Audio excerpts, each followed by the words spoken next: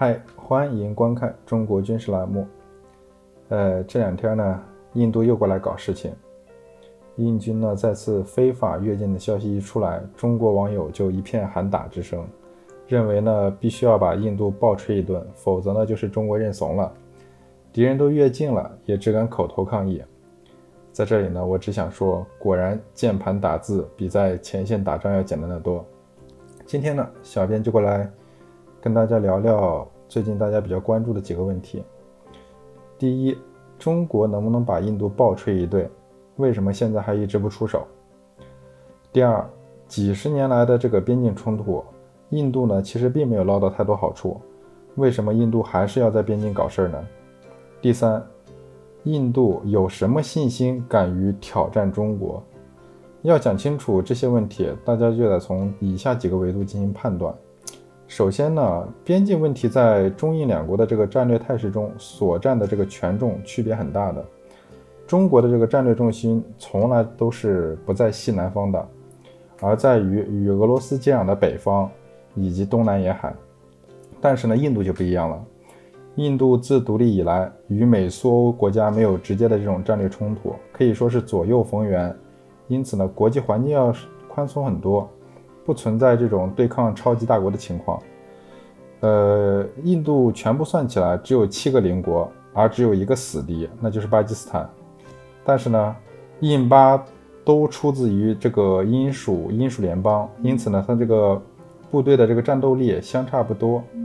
印度可以凭借这种悬殊的体量去压制对手。第3次就是3次印巴战争吧，基本上呢都是印度把这个巴基斯坦摁在这个地上进行了摩擦。至今在这个克什米尔地区仍然是印度进攻巴基斯坦防守的这个态势。所以吧，就是单从这个战略的维度上来看，唯一剩下的中国就成了这个印度的第一战略方向了。进一步讲，如果呢印度要彻底解决这个巴基斯坦，或是要争取整个克什米尔地区的这个控制权，那就要压上这个全国大部分的军力，然后呢军事力量向西转移，势必会顾此失彼。如果要是这个中国趁机去进攻这个藏南的话，恐怕莫迪老先就只能去上吊了。考虑到前面所讲的这个战略重点因素，中国没有在中印边境挑事的这个必要和动力，基本都是印度在那边搞事情，中国就在哪边应对。最开始呢是在藏南，藏南一直都是中印冲突的这个焦点，因为这片土地面积比较大，相当于浙江省，出产丰富，价值更高，也是1962年对印作战的这个主战场，更是中印对峙的这个主要地段。但是呢，进入21世纪以来，印度搞事情的这个地点逐渐西移，从东侧转到了西段。这个转变有2个原因，一个是西藏方向，印度其实已经占到便宜了，基本控制了藏南，实际控制线也接近了这个麦克马洪防线。中国呢也保持了克制，没有向南反攻。如果呢印度要是再向北这样子推进的话，在国际上也完全说不通，因为就连支持印度的这个美国也只是承认这个麦克马洪防线。印度如果要是再往北推进的话，无论如何也是理亏的。第二就是现实的军事原因，藏南地区远离中国的这个核心区域，中国的后勤补给有困难，但对于印度来说也同样如此。而中印的这个西段的边境就不一样了，中印西段边境离印度的核心区域很近，比如阿克塞江、阿克塞钦离这个新德里只有500公里，比沈阳到北京还近。于是就产生了3个后果：一是西段边界对印度的威胁很大，离首都近嘛；第二是后勤压力小；第三是可以一举两得，在这个方向部署兵力，印度可以同时兼顾中巴。但对于中国来讲，西段边界恐怕是国内军力所达到的最远的地方了。相比于经过多年的这个建设，后勤状况确实有所改善的这个东段，这里不要说离中国的核心区域更加遥远，就是离这个西藏、新疆的这个核心区域也很远，交通非常非常困难。但是呢，印度这边确实很有优势的。从战术的角度来说，此次印度选择在这个班公湖南岸挑事，很可能是经过了考虑的。班公湖南岸的地形，印度一侧是比较平缓的，有利于这个运输和补给，而中国的一侧是山峦起伏。从卫星照片上看，班公湖还没有可控这个汽车行走的这种道路，对解放军十分不利。所以呢，印度近期不断的选择在这个地方搞事儿，对于印度来说是一个较为理想的这种选择。在这个对自己威胁最大，而对手补给线又最远的这个地方投入军力，还能同时威慑巴基斯坦，简直是很划算的。看上去好像印度占了便宜，不过印度也有解决不了的问题，那就是部队的战斗力太差了。从最近几次打架的这个结果来看，印度组织度糟糕，内部隔阂严重，一旦接战，只要稍有不利就立即溃散，然后漫山遍野的被追着打。每次呢都吃败仗还不长记性，印度的这个奇葩和其他国家还真就是不一样。按照一般常识来考虑，印度屡吃败仗还要搞事儿，只能理解为其目的就是为了挑起事端搞摩擦。那怎么来解释这种行为呢？小编认为，这同样是印度的一种战略。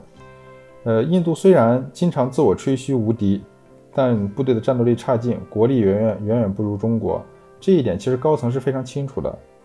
如果只是为了往前拱，去抢那么点小地皮，小规模前进，搞这种冷兵器冲突，100%的被打回来，其实这种就双方看起来就是很无聊的事儿。但是呢，如果印度能把中国拖入长期的热战，反而对印度更有利。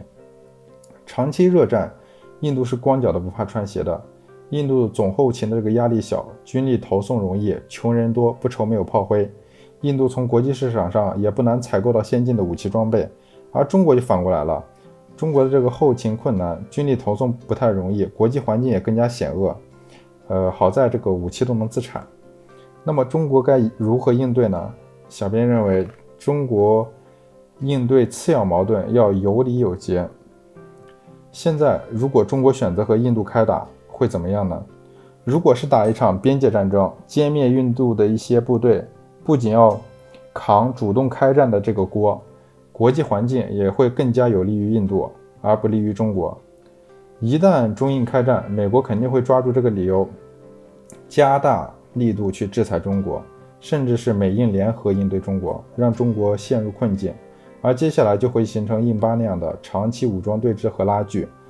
基于全面的分析，这将是对中国国力的巨大消耗，还会影响中国战略重心和核心利益。其实这并不划算。况且呢，西段边境地形更加复杂，更难于这种机动穿插，预设战场更加小，不利于发挥解放军这种穿插包围的战术。再加上印度现在也有无人机、卫星这些侦察手段，要想完成1962年那样子非常精彩的分割包围，难度是很大的。如果选择更大规模的行动，比如集结大军，居高临下，空地一体，直扑新德里，且不说这个组织和后勤难度，集结准备也不可能说做到毫无痕迹。就算是成真了，种种后果也更加不可预料。大家可以参考美国在伊拉克的情况，相信大家不难理解这一点。如果再升级，就得使用核武器去互砸了，这个做法肯定是不在双方的考虑之中。所以呢，中国是不能轻易出手的，这也是为什么一直拖到现在。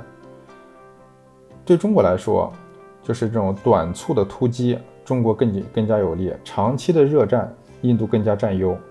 印度虽然较中国比较贫困，但也不是一个小国。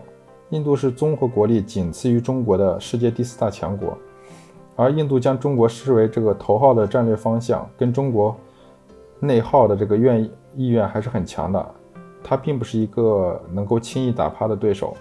在当前的局势下，如果中国选择对印度大打出手，正中印度下怀，而且其他大国也将乐见中印战争的这种发生，既大牵制了中国，又能够趁机卖装备给这个印度，赚一些钱，或者是趁势实现一些目标，比如说台独。总之一句话，中国不可能在一个当前不是首要的战略方向上冲动的投入过大的这种注意力和资源，从而因小失大，冒失的改变自己的正常发展轨道。不过呢，按照前面的分析，印度肯定也不会消停，一定会不断的找事挑衅，但不会开枪开炮。因为他们就在等中国憋不住的那一天，所以呢，中国要做好的就是和印度长期摩擦的这种斗争准备。再听到印度越界挑衅之类的新闻，也不必大为火光，因为中国有足够的理由相信，解放军战士每次都可以痛击来犯之敌，而已经实控的这种土地也不会被丢掉的。毕竟呢，笑到最后才是胜利。现在呢，真的是不用急。